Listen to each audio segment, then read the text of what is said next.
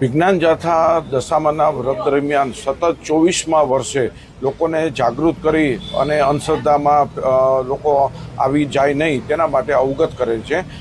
દશામાના 10 દિવસનું વ્રત દરમિયાન ભૂઈમાં છે, ચમત્કારો કરી મૂર્તિમાં દૂધ પીવે છે, ફળ ફ્રૂટની અંદર માતાજી દેખાય છે, તેના લગે લોકોને એકઠા કરીને એક રીતે નાણાંનો એકઠા કરે છે। બીજું પત્રિકા વિતરણ કરી માતાજીનો ભય ખોફ બતાવી અને લોકો પાસે બાધા ટેક રખાવી જમણવાર કરાવે છે, એવા અને કોલાહલ કરે ઉન્માદ કરતા જોવા મળે છે।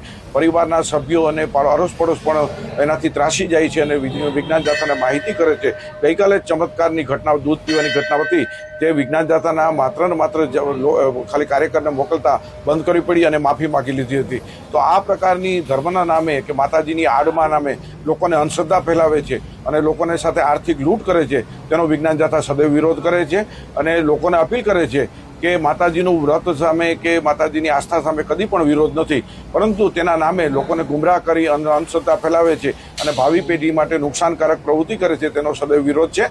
અને વિજ્ઞાન જાથાએ આ ઝુંબેશના ભાગરૂપે 10 દિવસના જિલ્લાવાર કાર્યક્રમો રાખ્યા છે અને કોઈ પણ વ્યક્તિ છે અને આવી દશામાના નામે લૂંટ કરતા હોય કે અંધશ્રદ્ધા ફેલાવે તો વિજ્ઞાન જાથાને માહિતી પહોંચાડવા અપીલ કરવામાં આવે છે।